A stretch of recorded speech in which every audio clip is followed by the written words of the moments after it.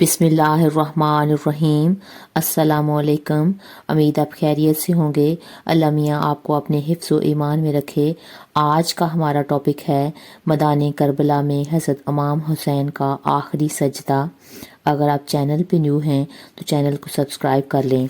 اللہ کے رسول حضرت محمد صلی اللہ علیہ وآلہ وسلم بار بار امام حسین کو بلند کرتے دنیا کو یہ بتاتے تھے کہ یہ حسین مجھ سے ہے اور میں اس حسین سے ہوں۔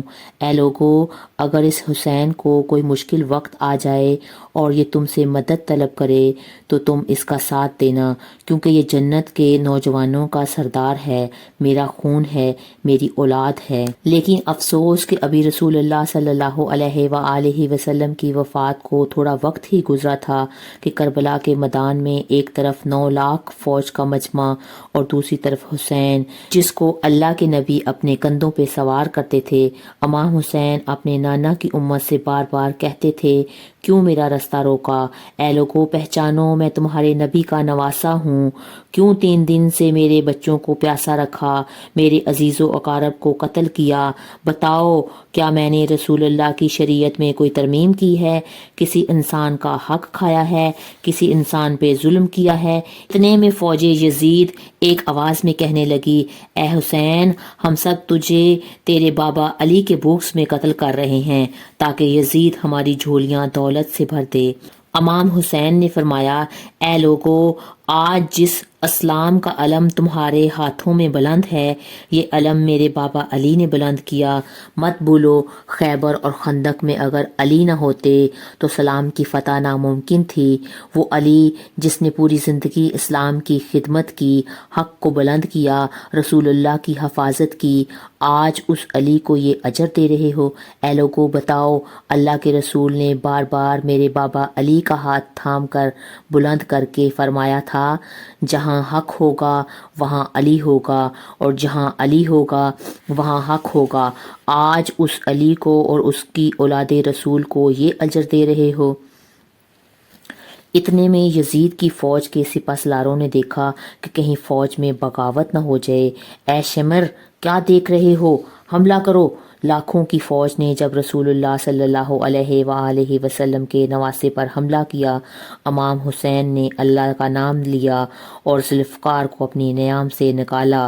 تاریخ گواہ ہے، ایک طرف لاکھوں کا مجمع اور ایک طرف 3 دن کا بھوکا پیاسا امام حسین ابن علی زمین پر۔ اس طرح کی جنگ پہلے کبھی نہیں دیکھی تھی۔ ایک تنہا انسان لاکھوں کے مجسمے کو اس طرح سے فنار کر رہا تھا۔ فوج واپس پلٹ کر بھاگنے لگی۔ امام حسین فوج یزید سے مخاطب ہو کر فرماتے ہیں، آؤ 3 دن کے بھوکے کی جنگ دیکھو، آؤ 3 دن کے پیاسے کی جنگ دیکھو، رسول کے اس نواسے کی جنگ دیکھو، اس کی جنگ دیکھو جس کا نوجوان بھائی مارا گیا، جس کے جوان بیٹے کو نظروں کے سامنے قتل کیا گیا، جس نے اپنے ہی ہاتھوں سے اپنے بچے کی قبر بنائی۔ امام حسین شیر کی طرح فوج یزید سے لڑتے رہے۔ اتنے میں آوازیں غائب آئی، اے حسین، تیرا رب تجھ سے راضی ہوا۔ بس اس صدا کا سننا تھا۔ امام حسین نے اپنے ذوالفقار کو تھام لیا۔ اتنے میں عمر بن سعد کہنے لگا، شمر، کیا دیکھ رہے ہو؟ یہ علی کا شیر ہے، اس کو مات دینا ناممکن ہے، جاؤ خیموں کو آگ لگا دو۔ بس کچھ ظالموں نے بیبیوں کے خیموں کو آگ لگا دی اور کچھ امام حسین کو دور سے تیر مارنے لگے۔ امام حسین کبھی بیبیوں کے خیمے کی طرف بڑھتے، کبھی فوج کی طرف جاتے۔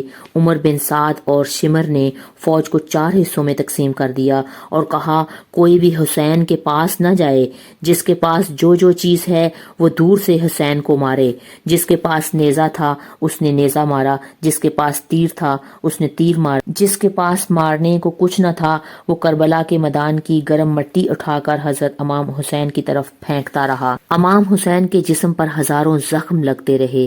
آپ کے جسم مبارک پر اتنے تیر تھے کہ آپ کا جسم مبارک نظر نہیں آ رہا تھا۔ جیسے ہی نواسہ رسول گھوڑے کی زین سے زمین پر آئے، آپ اپنے آپ کو گھوڑے کی زین سے زمین کی طرف لے کر جاتے، لیکن آپ کے جسم مبارک پر تیر اتنے تھے کہ نہ آپ زمین پر تھے نہ گھوڑے کی زین پر تھے۔ تیروں کے مسلح پر تھے۔ یہ منظر تمام انبیاء کرام دیکھ کر زارو قطار رو رہے تھے اور ادھر فوج یزید جھومنا شروع کر دیتی ہے، لیکن اتنے میں وہ گھوڑا جس پر آپ سواری کر رہے تھے وہ امام حسین کے چاروں طرف گھومنا شروع کر دیتا ہے تاکہ تیروں سے اپنے آقا حسین کو بچا سکے۔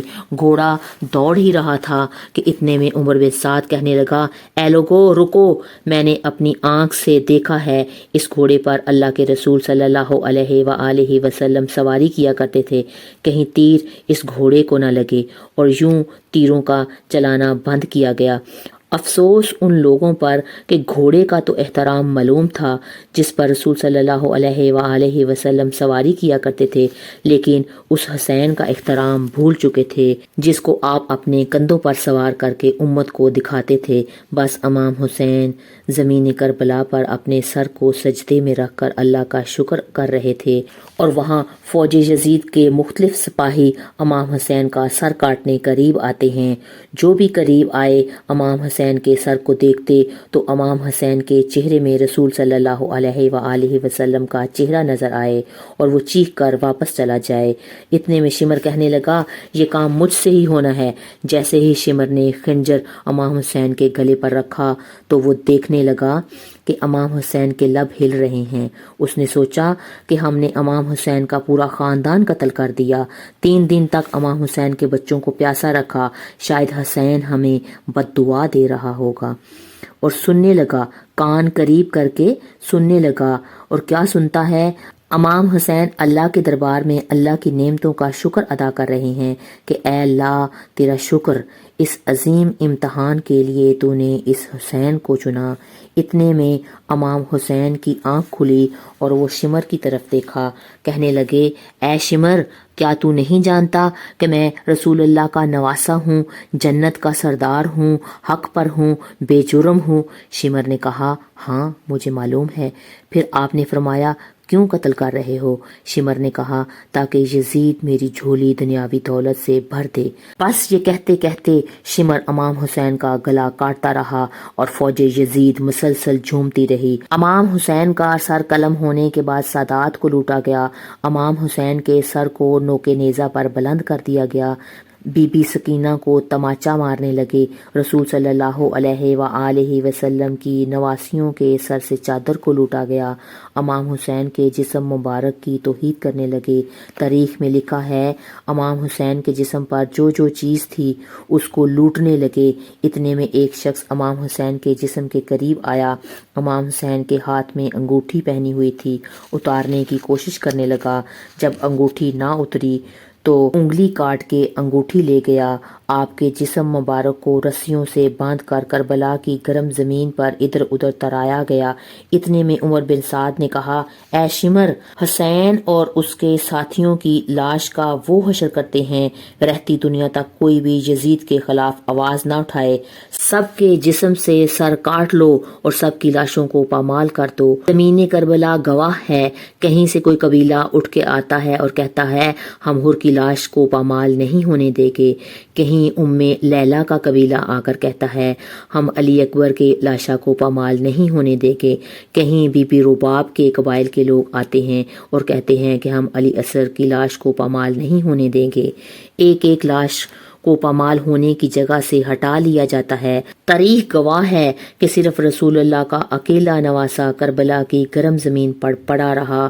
مغرب کے گھوڑے مشرق کی طرف اور مشرق کے گھوڑے مغرب کی طرف دوڑتے رہے۔ امام حسین کا جسم پامال ہوتا رہا۔ امام جعفر صادق علیہ السلام فرماتے ہیں کہ میرا سلام ہو میرے غریب اس دادا پر جس کا جسم مبارک اس طرح پامال کیا گیا۔ ان کی دائیں پسلیاں بائیں پسلیوں کی طرف چلی گئیں اور بائیں پسلیاں دائیں پسلیوں کی طرف چلی گئیں، جن کا سینہ اور پشت ایک ساتھ ہو گیا۔ سلام ہو اس بے وطن دادا حسین پر جس کے جسم مبارک کے ٹکڑوں کو زمین کربلا پر بکھیرا گیا۔ سلام ہو حسین پر۔